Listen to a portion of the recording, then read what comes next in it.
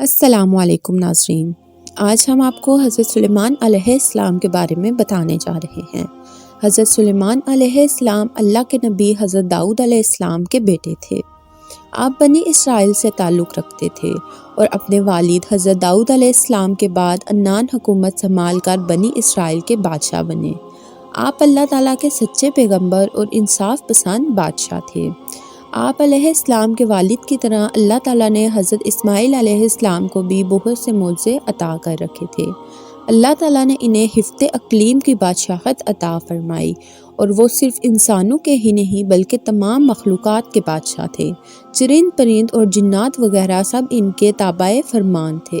اللہ تعالیٰ نے حضرت سلیمان علیہ السلام کو جتنا وسیع و عریض ملک عطا کیا ایسا کسی جن و بشر کو نہیں دیا۔ اس کے باوجود حضرت سلیمان علیہ السلام میں ذرہ بھر بھی تکبر نہ تھا۔ وہ اپنے اخراجات کے لیے شاہی خزانے سے ایک پیسہ تک نہ لیتے تھے اور اپنے ہاتھ سے زنبیل سی کر اور اسے فروخت کر کر حضور اوقات کیا کرتے تھے۔ کھانے کے لیے وہ اپنے ہاتھوں سے جو پیس کر آٹا بناتے اور اس کی روٹی پکا کر کھاتے تھے۔ آپ اکثر روزہ رکھتے تھے اور ہر شام بیت المقدس میں جا کر غریبوں اور روزہ داروں کے ساتھ روزہ افطار کرتے تھے۔ تخت سلیمانی۔ بادشاہ بننے کے بعد آپ نے ایک نہایت عالی شان اور پرتکلف مکان بنوایا جس کا رقبہ 36 کوس تھا۔ اس مکان کو سونے چاندی کی اینٹوں سے بنایا گیا جس کی دیواروں اور چھتوں پر یاقوت اور زمرد جڑے ہوئے تھے۔ پھر اس مکان کے اندر آپ نے اپنے لیے ایک شاندار تخت بنوایا جس کی لمبائی 3 کوس تھی۔ سارا تخت ہاتھی دانت سے بنایا گیا تھا جو لال، فیروز، زمرد جیسے پتھروں سے مرصع تھا اور اس کے چاروں طرف سونے کی اینٹیں لگی ہوئی تھی۔ تخت کے چاروں کونوں پر ایسے درخت تھے جن کی ڈالیاں سونے کی تھی اور ہر ڈال پر ایک طوطی اور طاؤس بنا کر ان کے پیٹ کے اندر مشک بھر دیا گیا تھا۔ ان درختوں کے جوشے انگوروں کی طرح تھے۔ اس تخت کے نیچے اور دائیں بائیں 1000 سونے کی کرسیاں لگائی گئی تھی جن پر لوگ بیٹھتے تھے۔ اس کے پیچھے جنوں اور انسانوں میں سے غلام کھڑے کیے گئے تھے۔ یہ تخت جنات نے بنایا تھا جو آپ علیہ السلام کی رعایا تھے۔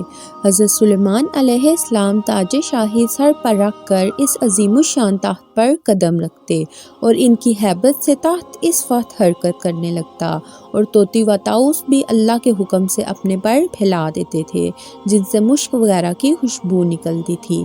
اللہ تعالیٰ کے فضل سے حضرت سلیمان علیہ السلام ہر جانور کی بولی اچھی طرح سمجھتے تھے۔ جب آپ تاج شاہی سر پر رکھتے تو تمام پرندے تخت کے اوپر مخلق ہو کر آپ کے سر پر سایہ کرتے تھے۔ جس مکان میں تخت سلیمانی تھا اس میں کہیں محرابیں تھیں جہاں عابد و زاہد لوگ بیٹھ کر عبادت الہی کیا کرتے تھے۔ حضرت سلیمان علیہ السلام ہمیشہ اللہ تعالیٰ کی ان نعمتوں کا شکر ادا کرتے اور ہر وقت اللہ تعالیٰ سے مناجات کیا کرتے تھے۔ آپ پورے عاجز و انکساری کے ساتھ اللہ تعالیٰ کے حضور یہ دعا کرتے تھے، یا الہی میں درویشوں کے ساتھ بھی شامل ہوں اور بادشاہوں کے ساتھ بھی، صرف یہی نہیں بلکہ میں پیغمبروں میں سے بھی ایک پیغمبر ہوں۔ اے میرے مالک، میں تیری نعمتوں کا کہاں تک شکر ادا کروں۔ اللہ تعالیٰ نے ہوا کو حضرت سلیمان علیہ السلام کے تابع کر دیا تھا۔ جب آپ اپنے عظیم الشان تخت پر بیٹھ کر تخت کو چلنے کا حکم دیتے تو تخت اتنی تیز رفتاری سے چلتا کہ آپ کا ہزاروں کوس کا فاصلہ چند منٹ میں طے کر لیتے۔ آپ صبح کو ایک شہر اور شام کو دوسرے شہر میں ہوتے تھے۔ آپ کے باورچی خانے کے لیے جنات نے بڑی بڑی پتھر کی دیگیں بنائی ہوئی تھی جہاں بادل پانی سے بھر دیتا۔ ان دیگوں میں روزانہ کئی 1000 اونٹ پکتے اور اللہ تعالیٰ کی مخلوق صبح سے شام تک آپ کے لنگر خانے سے کھاتی پیتی تھی۔ مسجد اقصیٰ اور بیت المقدس کی تعمیر۔ آپ علیہ السلام نے مسجد اقصیٰ اور بیت المقدس کی تعمیر شروع کی۔ اس کے لیے جن دور دور سے پتھر اور سمندر سے موتی نکال کر لایا کرتے تھے، یہ عمارتیں آج تک موجود ہیں۔ اس کے علاوہ آپ نے جنوں سے اور بھی بہت سے کام لیے۔ ایک موقع پر اللہ تعالیٰ نے حضرت سلیمان علیہ السلام کو آزمائش میں ڈال دیا۔ آپ کے پاس ایک انگوٹھی تھی جس پر اسم اعظم کندہ تھا۔ اس انگوٹھی کی بدولت آپ جن و انسان پر حکومت کیا کرتے تھے، لیکن وہ انگوٹھی کسی وجہ سے گم ہو گئی اور شیطان کے ہاتھ آ گئی، چنانچہ آپ علیہ السلام تخت و سلطنت سے محروم ہو گئے۔ ایک مدت کے بعد وہ انگوٹھی شیطان کے ہاتھ سے دریا میں گر پڑی، جسے ایک مچھلی نے نگل لیا۔ وہ مچھلی حضرت سلیمان علیہ السلام نے پکڑ لی۔ جب اس کو چیرا گیا تو انگوٹھی اس کے پیٹ سے مل گئی اور اس طرح آپ علیہ السلام کو دوبارہ سلطنت و حکومت مل گئی۔ حالانکہ یہ بات غلط ہے کہ وہ انگوٹھی کی بدولت حکومت کرتے تھے، حکومت ان کو اللہ تعالیٰ نے اپنے فضل ہاتھ سے دی تھی۔ ملکہ سبا۔